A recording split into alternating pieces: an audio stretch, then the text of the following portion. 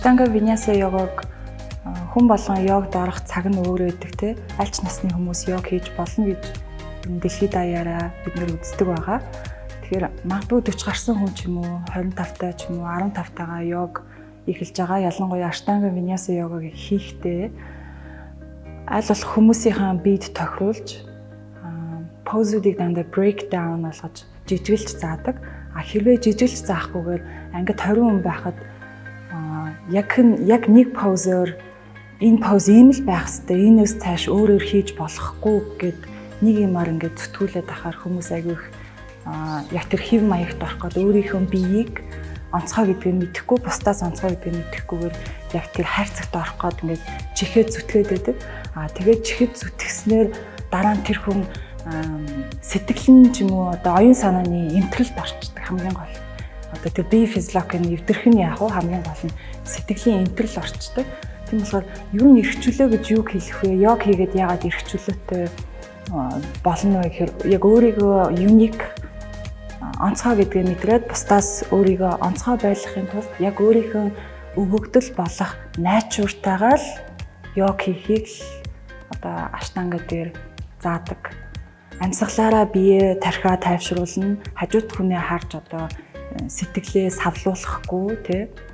Яг өөрийнх нь байгаа натуртаа йог хийхийг аштанга дээр бид нэр техниктэйгээр хүний биед тааруулж одоо өвдгөө тавих юм уу, өвдгөө өргөх юм уу, ер нь заавалчгүй ингэж бүтэн ороогоод гараа хуруунуудаа барих гэж нийлүүлж зүтгэж шүдээ зуух юм уу, эсвэл уяа хэрэглэх юм уу гэдгийг одоо техниктэйгээр бүх позуудаа breakdown болгож зааж өгдөг. Йог хийх олон арга зам байдаг. Тэрний нэг нь хамгийн сонгодог арга буюу Ража йога гэдэг арга байдаг. Энэ аргыг бол йогийн Патанжали йогийн судрын дагуу хийдэг байгаа. Патанжали йогийн судрын 1-р бүлэгтэр 1-р, 2-р, 3-р яг Аштанга Виняса йогог яаж хийх вэ? Тэрийг детальчилж баг багаар нь илүү хүн болгонд тохиромжтой болгож хийлж тохируулах талаар заасан байдаг.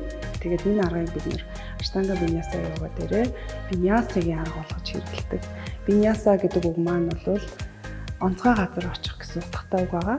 Тэгэхээр яг Аштанга Виняса йога хийх гэж байгаа хүний сэтгэл нь өөрөө ямар байх ёстой юм? Өөрийгөө яаж ажиглах ёстой юм?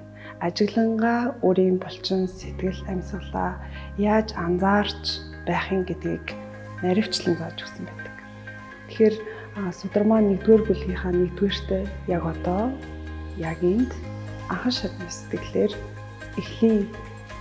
Ингэж эхлэнгээ сэтгэлийн савлгааг намжаая.